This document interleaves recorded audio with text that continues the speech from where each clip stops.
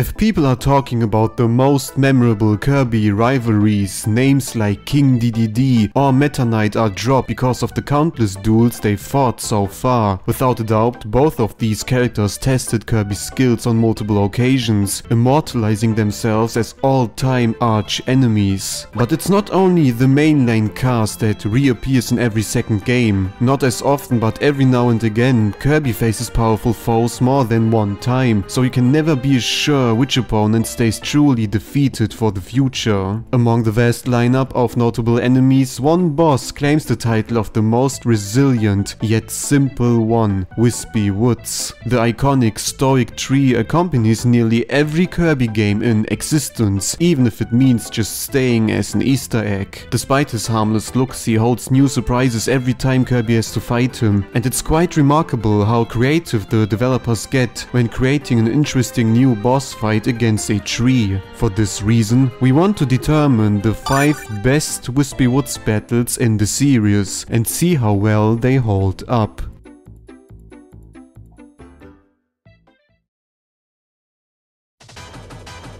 Kirby 64 was the first time a Kirby game would portray proper, detailed backgrounds and dynamic camera shifts. Due to the technological advancements, the level design as well as the bosses would be reimagined and more action-packed than ever before. Before we reach the actual first boss, we fight 3 of Kirby's companions once, all of them being rather traditional in their approach. This was only a foretaste of what is to come, as Whispy Woods depicts the first true encounter against a major enemy.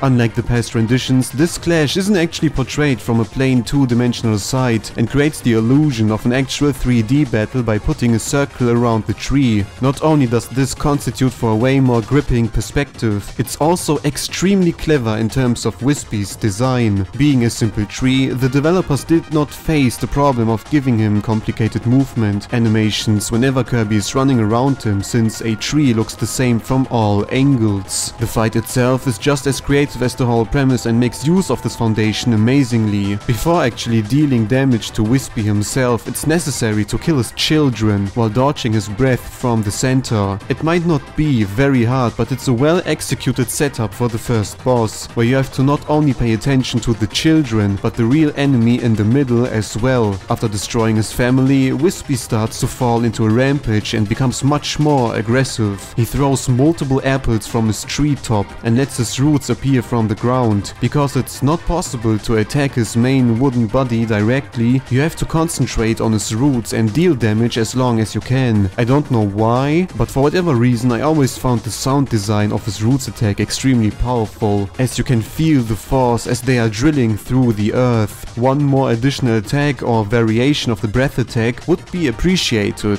but other than that, Whispy 64 was a great introduction to Kirby 64's 2.5D style gameplay.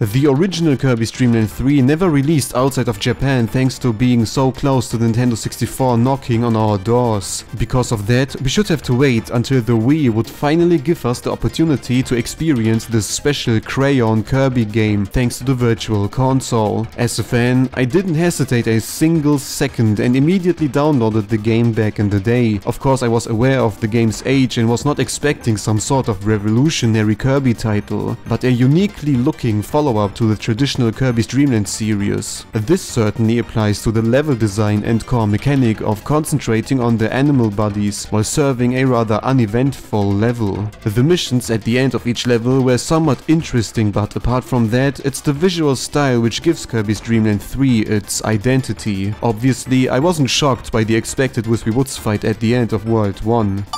So far, the game was quite formulaic and reminiscent of Kirby's Dream Land 2, and although Dream Land 2's Whispy had at least interesting safety measures, I anticipated maybe 1 or 2 new attacks in Dream Land 3, until this happened. Whispy gets furious and starts to chase after you like a possessed demon. Despite his slightly uncomfortable face, it's more the hunting which made the Whispy fight so memorable to me. I had absolutely no expectations and most importantly, never anticipated anticipated a tree to chase after me. The fight itself doesn't get noticeably more difficult and still throws out his standard attacks, but it's the surprise factor which makes Dreamland 3 Whispy Woods still a battle I'm gladly remembering.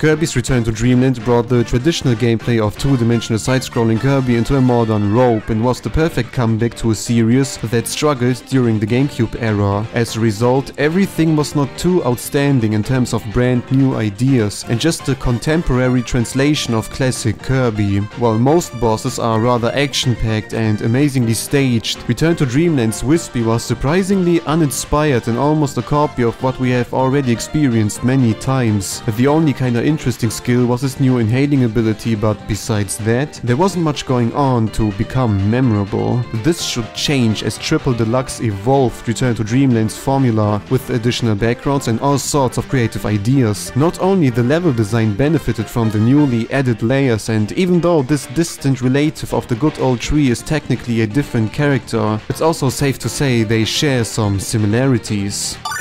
Flowery Woods does not only look visually a lot more expressive, but it's the full-grown result of a tiny flower. While the battle starts fairly uneventful at first, it's the second half which makes this fight so exciting. Seeing how Flowery Woods suddenly starts to jump into the background and attacks with all sorts of imaginative techniques is the moment I absolutely did not see coming. It's the same with Dreamland 3 Whispy, where you just don't expect a tree to be so versatile and bouncy while staying within the character of the traditional Whispy fight. Not to speak of all sorts of attacks which support and emphasize the 3D effect brilliantly. This tree was the first time my expectations for a Whispy battle truly exceeded and should set the standard for creativity for the future.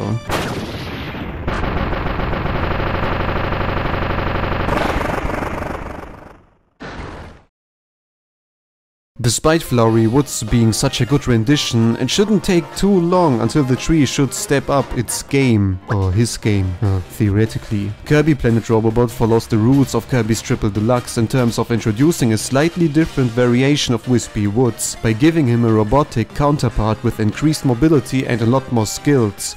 What I like about this Whispy version in particular is how you encounter him in the first level, before even having a chance to fight. Normally you would not anticipate the first boss to appear in a level, which should serve as a pleasant approach to a much bigger adventure, but not in Planet Robobot. All of a sudden, the metallic beast starts to show up out of nothing and chases you into a small corner. It's a nice Easter egg that you can beat him already in this encounter, but under normal circumstances every player will start to flee and dodge as many attacks as possible. The way how he peers through the pipe, trying to figure out if he can just drill through it, is somewhat cute and underlines his desire to destroy. After reaching the end of World 1, it's finally time to pay revenge in a battlefield that is oddly similar to Kirby 64's Whispy layout. Triple Deluxe never built such an arena, so it was a pleasant surprise to see how the game played more with perspectives again. The same goes for Clanky Woods as well, as he makes use of his robotic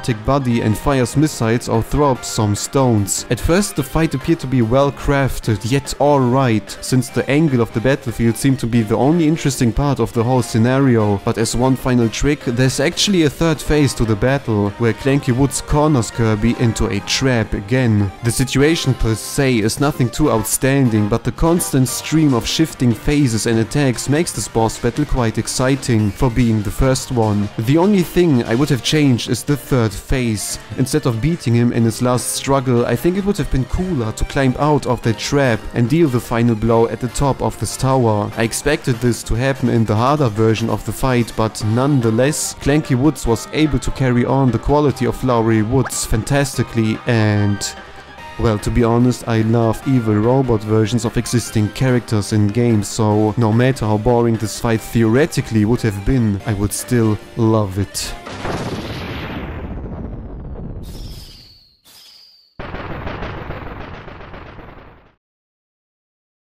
Before we start to talk about the best Whispy battle in the series, let's include some honorable mentions. Kirby Mass Attack's gameplay is one of the most special ones even among the series, which is why boss battles are designed by different rules. Surprisingly, for the first time I think, this Whispy played with its growth and requires you to destroy his main body piece by piece in order to reach his lovely face. I was a little surprised to see how long it took them to emphasize his height, but the fight itself fits the gameplay quite nicely. Due to many attacks from above, it can be quite challenging to achieve the 100% and avoid any damage at all, and I have to say, I never expected to fight Whispy Woods while hearing DDD's theme. Staying with spin-offs, Kirby and the Rainbow Curse is known for its unique visual style and building on Canvas Curse foundation. Because of that, boss fights play out much more differently and underline the concept of drawing the path for Kirby, similar to a certain tree sitting on the first place on this list. This Whispy Woods uses the whole battle arena as the boss technically and forces you to make your way through obstacles. It's a very well executed encounter and makes great use of the unique foundation of the gameplay, since traditional bosses would feel very awkward in a scenario like this. Squish that face.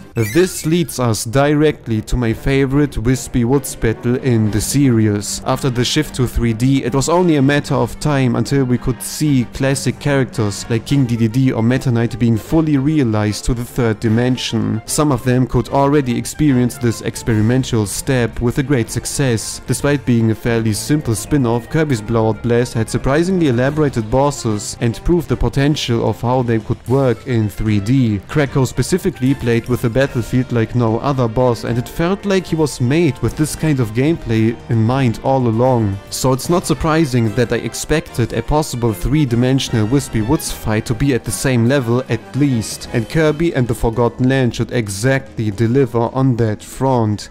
Again, it may not be Whispy Woods, but his chunky Hawaiian cousin takes up for that role just fine. There were multiple ways how to approach a proper 3D Whispy fight. Should he be placed at the center of the map, just like in Kirby 64, or switch positions constantly and jumping around like in Triple Deluxe? The end result is quite simple and focuses Tropic Woods at the top of the battle arena. With a setup like this, he is able to bombard every corner with all kinds of attacks and even shield himself with a fence. Of course, you cannot count out his roots, explosive coconuts and mighty cry after losing half of his energy. It's the same case as with Krakow. Tropic Woods considers the whole battlefield as his personal playground and forces you to move all over the place. You get the feeling the whole arena is the actual boss, and although he is the most stationed boss of them all, Tropic Woods is also one of the most dynamic ones as well. Still, I don't consider this fight to be perfect. It's way too easy to just stick on his face, and even though he's able to repel you with some of his attacks, it's not enough to make him challenging in any way. The real fun and true potential unfolds when fighting his purple counterpart, Phantom Tropic Woods. Usually, most Kirby games present slightly more challenging variations of already existing bosses and post-games, but Phantom Tropic Woods is probably one of the best enhanced bosses in the Forgotten Land. Every attack is multiplied by 10, there are fewer opportunities to hide, and it truly feels like there's no escape. The newly added fence labyrinth is an absolutely amazing idea, incorporating the battleground even more to the fight and giving you more trouble reaching the actual enemy. In the regular fight, I always like to walk on his roots and jump around, but this fight actually makes use of that and expects you to jump on them in order to dodge the clouds of his breath. On top of that, playing this boss for the first time gave me some trouble, and thanks to all the new techniques, improvement and overall action, a battle against a tree never felt more thrilling.